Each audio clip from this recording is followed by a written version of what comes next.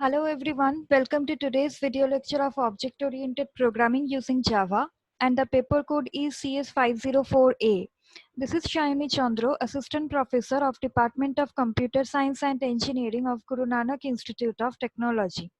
Let's look at today's lecture contents. So today we will learn how to import multiple packages in a Java program. Then after that we will learn how multiple packages can contain classes with identical names. After that, how to subclass an imported class.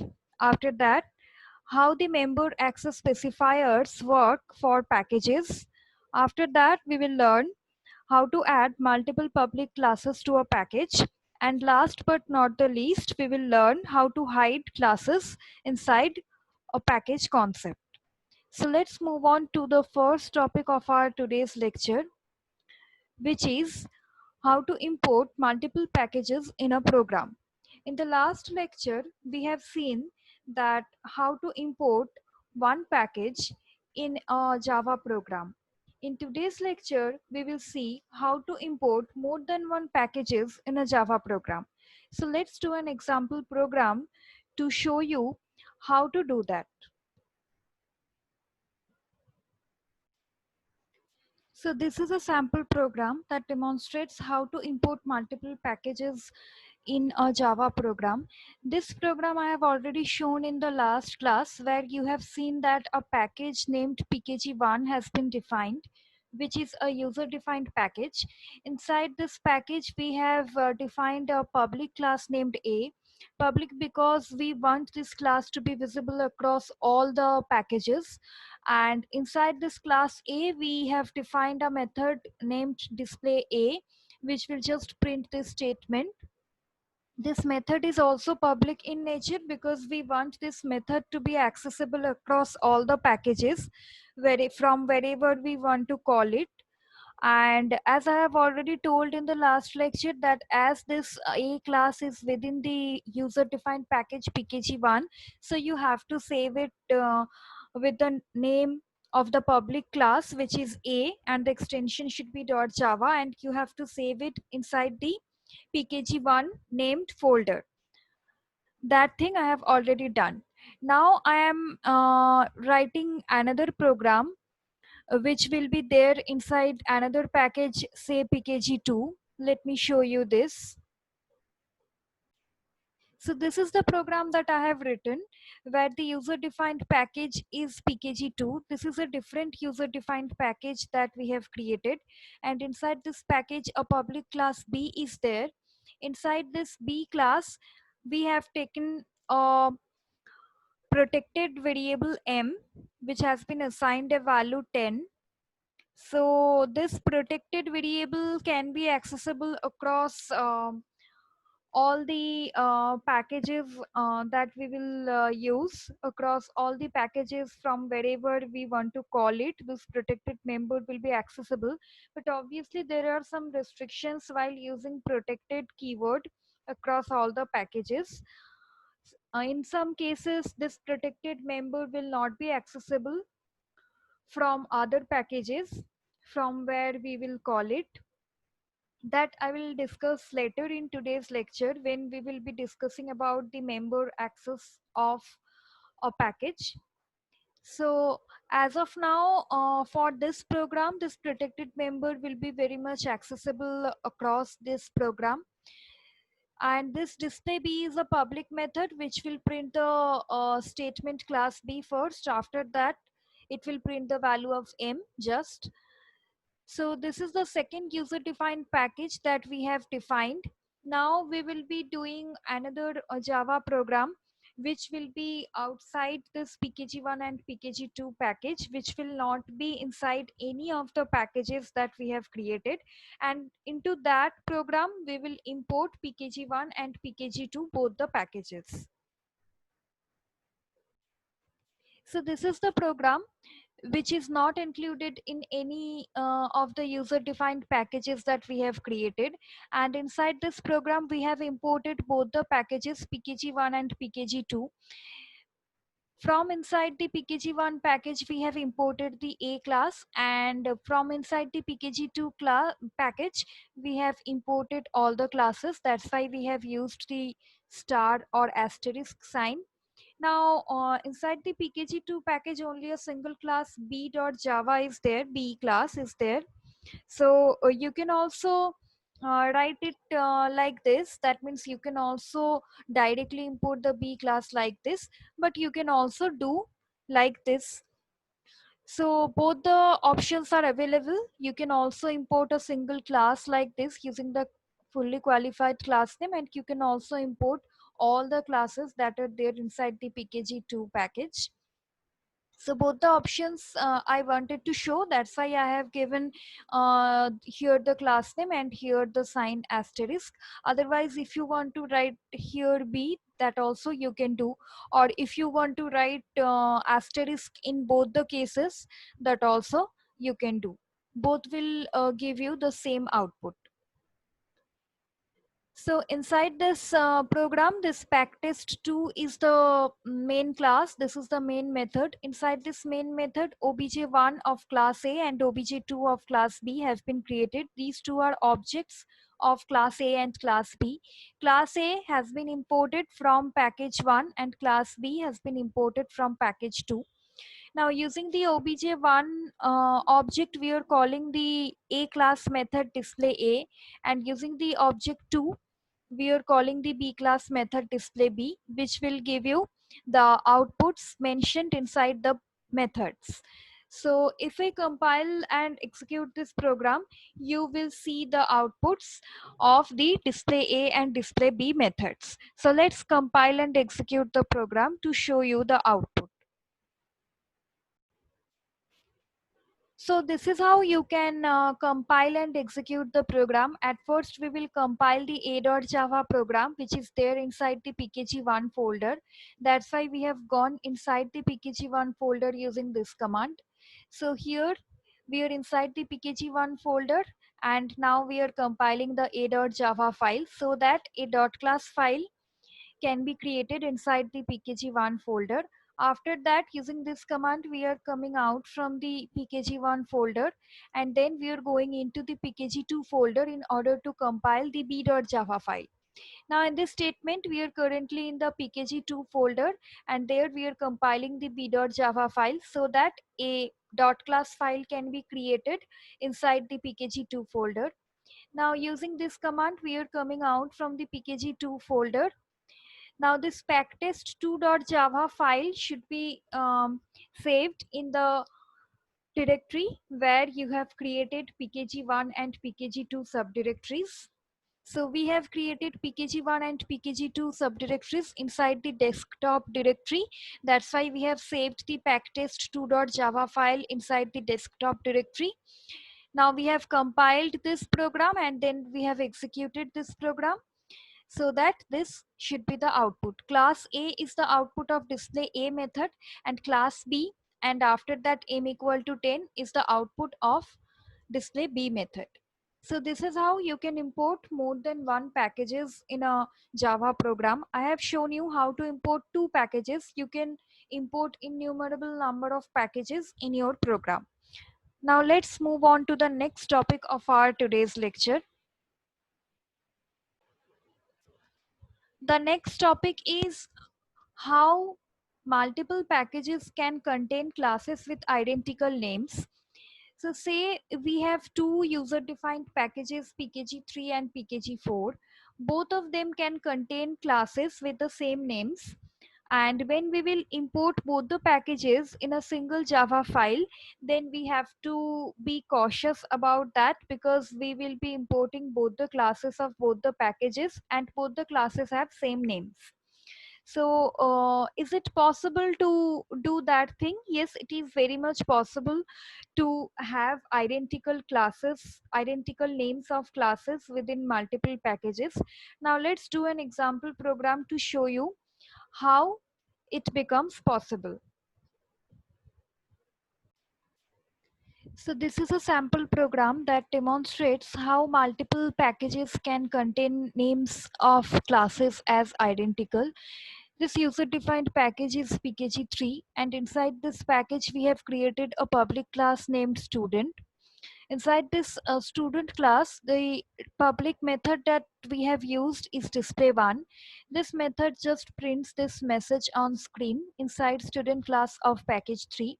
Now we have saved this class student inside the pkg3 folder that we have created in this desktop, and we have saved the file using the extension .java.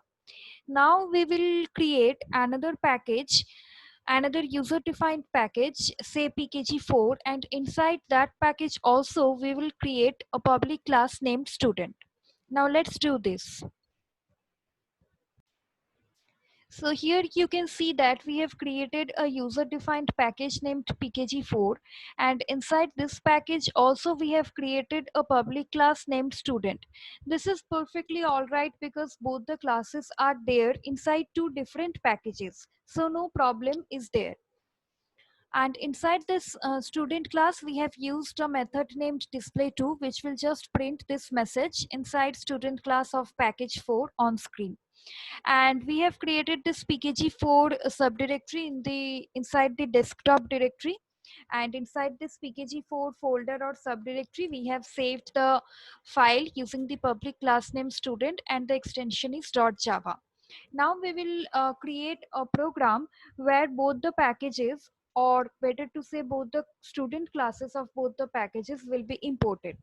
Now let's see how to use both the classes of both the packages in a single Java program where both the classes have identical names. So in this program, you can see that both the packages have been imported using these two import statements. Packtest3 is the main class name. This is the main method. Here you can see that we have created S1 and S2 named objects for both the student classes of both the packages. But here you have to keep in mind that as both the classes of both the packages have identical names, so you have to use the fully qualified class name while creating the object. So this is the fully qualified class name of the student class, which is there inside package 3. So we have used the fully qualified class name here. After that, the reference variable name is there, then the equal to sign, then the new operator. And after that, we will use the constructor part. In the constructor part, also we will use the fully qualified class name, which is pkg3.student. Now for the second student class, which is there inside the pkg4 package, we will also do the same thing. That is, we will use the fully qualified class name here and here in the constructor definition also. So this is how you can create objects of two classes which have identical names, which are there in two different packages. So in this type of cases, you have to use the fully qualified class name. Now the two objects have been successfully created. Now you can use the S1 object to call the display1 method, which is there inside the student class of package pkg3. And you can use the S2 object to call the display2 method, which is there inside the student package of pkg4, the student class of pkg4 package. Now let's execute the program to show you the output. So this is the output. Here we have gone inside the pkg3 subdirectory, and inside the subdirectory we have compiled the student.java class so as to create the student.class file. After that, we have gone inside the pkg4 subdirectory and compiled the student.java file so as to create the student.class file. After that, we have come out from both the packages, and then we have compiled the packtest3.java file, which we have saved inside the desktop directory. And then we have executed the file so as to get this output. So the first output is from the student class of pkg3 package, and the second output is from the student class of pkg4 package. So this is how you can use multiple classes that have identical names in two different packages. Or you can also use multiple packages where you will use the same name classes in order to do this kind of program. Now let's move on to the next topic of our today's lecture. The next topic of our today's lecture is subclassing an imported class. So we have imported a class in a Java program. Now can we create a subclass of an imported class? Yes, we can do that. And now let's show you a program to show how to create a subclass of an imported class.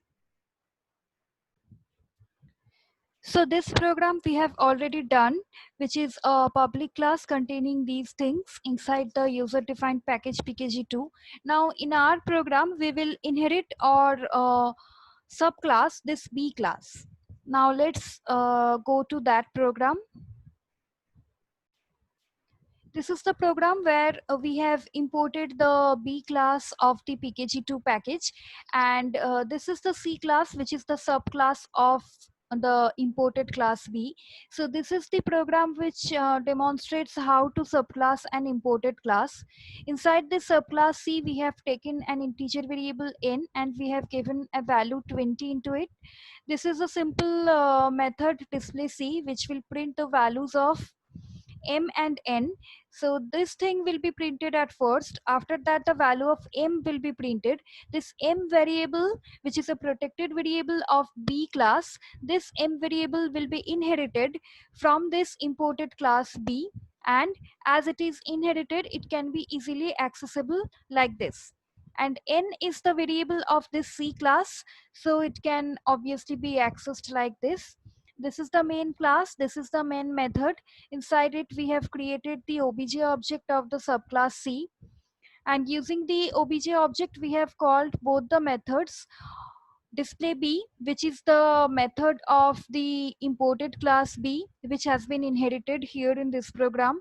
As this method has been inherited, because B is the superclass in this case, so it can be directly accessible like this. And display C is the method of the C class, which is this one, so it can obviously be called like this. So this is how we can inherit an imported class. We can create a subclass of an imported class. In this case, the imported class will be the superclass and this is the subclass. And just like normal inheritance in between two classes, here also the same concept is applied like normal inheritance. So here also the inherited member M and display B can be accessible from the subclass, just like normal inheritance cases. Now let's execute the program to show you that this thing you can obviously do. That means you can obviously subclass an imported class like this. So to execute the program, first we have to compile the b.java file from inside the pkg2 folder that we have done in these two statements. After that, using this command, we have come out from the pkg2 package, and then we have compiled the packtest4.java file, which we have saved in the desktop directory, where we have created the pkg2 subdirectory, inside which we have saved the b.java file. Then we have executed the packtest4 file. So after executing it, we have got these output. So this is the output from the display B method, and this is the output from the display C method. So this is how you can obviously import a class inside a Java program, and then you can create subclass from it. That means you can do inheritance from an imported class. Now let's move on to the next topic of our today's lecture, which is member access for packages. In this table, we can see how different access specifiers can be used across packages. So let me start with the default access specifier. Now till date, you have used default and public access specifier as if both of them work like same. But I have always told you that they are not same. You will understand their difference when learning about packages. So today is the lecture where we will understand the difference between default and public access specifier. Here you can see that These are the locations from where we can access some members which will have which can have these access specifiers. So when we are in the same class, default access specifier is accessible, public access specifier is also accessible. That's why written yes in both the cases. When we are in a subclass but we are currently in the same package, both the default and public access specifiers are accessible. Then after that, when we are inside the same package but we are in some non subclass class, then default and public both the access specifiers are accessible. Then we are going to a subclass which is there in the different package, in a different package. So if we use a public member, we can still access it, but if we use a default member, then we cannot access it. That means, suppose you have created a default member inside a package pkg1. Now if you want to access it from a different package, then that default member will not be accessible. But if you are using a public member throughout, you can access it across same packages, in a subclass of same package, in a subclass of different package, in a non subclass of same package, in a non subclass of different package. That means in all the locations, the public access specifier or the public members are accessible, but the default members are only accessible inside the same package. That's why only for the same package cases yes is being written. But whenever we are going to a different package, whether it is a subclass or a non subclass, no is written, because in case of default access specifier, whenever you're going to a different package, the default member becomes not accessible.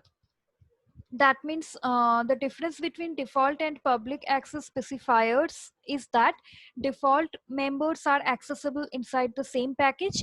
Whenever you are going to a different package, then the default members of other packages will not be accessible. But whenever you are using public access specifier, then the public members will be accessible across all the packages from all the possible locations. That's why yes is being written in all the possible cases. So this is the difference between default and public access specifiers. Now coming out to the private access specifier, we have already discussed about it. We have already told you that only inside the same class, private members are accessible. Whenever you are coming out from the class within which you have defined a private member, that member becomes inaccessible. So whether you are in the same package or you are going to a different package, all these things become invalid for a private access specifier, because only within the same class private members are accessible. That's why yes is written only in case of this location. For all other locations, whether in the same package or not, no is being written, because private members are not accessible outside the class within which it is defined. Now come to the protected member. I have already used a protected member in one of my previous programs. So let's understand how protected members can be accessible across packages. When you are in the same class, protected member is obviously accessible, just like default, private and public. When you are in the same package but in a subclass, the protected member is accessible. The previous program was an example for this. When you are in the same package but in a non subclass, then also a protected member is accessible. When you are going to a different package but you are using a subclass location, then also the protected member becomes accessible. But when you are going to a different package and you are within a non subclass, the protected member is not accessible. That means, say for example, you are currently inside a user defined package, say pkg1, and you have defined a protected member inside that package. So obviously in the same class, it is accessible.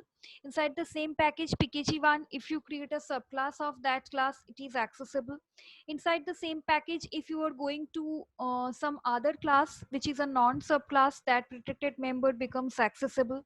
Now suppose you have gone to a different package, say pkg2, and you have subclassed that imported class within which you have defined the protected member, then also the protected member becomes accessible.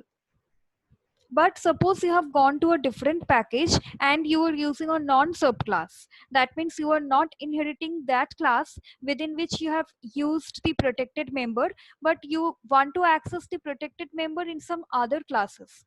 In that case, the protected member is not accessible. So this is how the protected access is used across packages, where you have seen that inside the same package, obviously protected member is accessible just like default or public access specifiers. Inside different package also the protected member is accessible if you are subclassing that class. But if you are in the different package and if you are using a non subclass, then the protected member of the previous package becomes not accessible. So this is how the access specifiers work across packages, across all these possible locations of packages. So this is how the member access specifiers hold for packages, and this table is very much vital when you will be using classes inside a package. You have already seen that we have always used public classes inside the user defined packages that we have created so far. That's because we want them to be accessible across all these locations, all these possible locations. That's why we have made them public. But if you want to hide them, that means if you don't want to make them accessible across all the packages, you can also make them default, or you can obviously use private. You can also use protected. Suppose if you are using default, then that class will not be accessible from a different package. Whenever you are going to a different package, that default class will not be accessible. So using this default access specifier in this case, you can hide classes that we will show you after some time in today's lecture. So let's move on to the next topic of our today's lecture, which is adding multiple public classes to a package. Now, Java says that only one public class can be present inside a Java program. Inside a single Java program, you can use only a single public class. And the rule to save the program is to save the program using the public class name. That means, as Java has already given the public class to be accessible across all packages, that's why you can save the file using the public class name only. And you can always use only one public class inside a single Java program. So this is the rule, this is the actual rule of saving a Java program. Now, by default, the main classes are public in nature. That's why we tend to save the files using main class name, but the actual rule is to save the Java programs using the public class name. And Java has already told you that you can only use a single public class inside a single Java program. So no confusion is there. You can directly use that public class name to save that Java program. But is it possible to add multiple public classes in a Java, in a package? Now, I have already told you that Java allows us to use only a single public class in a Java program. And you have already seen that inside a package, you can use public classes in order to make them accessible across all packages. Now, how to add multiple public classes to a package? Obviously, you cannot do this inside a single Java program because Java has restrictions of doing it. So you have to use multiple programs in order to save multiple public classes into a single package. Now let's do a program to show you this. So this is a code snippet that shows you how to save multiple public classes inside a single package. Suppose we have taken a package named P1 and we have added a class A, which is a public class inside this package P1. We have not written the body of this class because it's not required. Now, in order to add more than one public classes, what we can do, we can write another public class, say public class D, like this here. But remember that inside a single Java program, you can use only a single public class because Java says so. So if you want to write multiple public classes inside a single Java program, you cannot do this because Java is not going to allow you to do this. So what you can do, you can write down a single program or a single Java file where you will use this public class A inside this P1 package and save it using the name a.java inside a directory which is P1. Now you open another editor. There you write down the same package name again, and inside it you write down another public class, say B, inside it. I have not written the body of the class B because it is not required now. Now save this file using the public class name. B.java will be the file name. Now you have to save it inside the same P1 directory within which you have saved the another public class A. Now if you do so, the two public classes A and B will be saved inside the same directory P1 which you have created for the package P1. So this is how you can save more than one public classes inside the same package P1. You obviously cannot do it like this. Obviously, if you could have done it like this would have been more easier for you.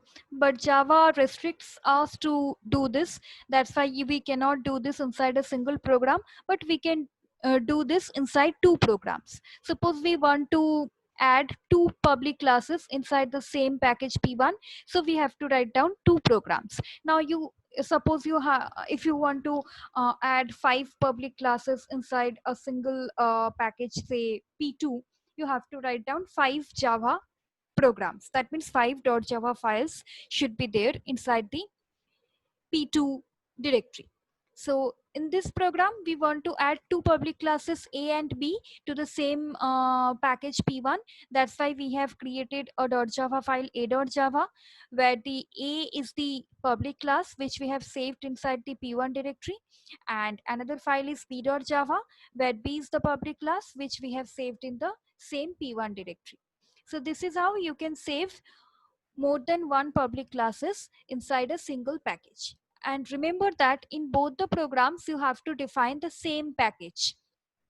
Here also I have defined the package P1, and here also I have defined the package P1, because we want to save it both the public classes inside the same package P1. That's why you have to define both the packages, both the in the same package in both the programs. Now let's move on to the last topic of our today's lecture,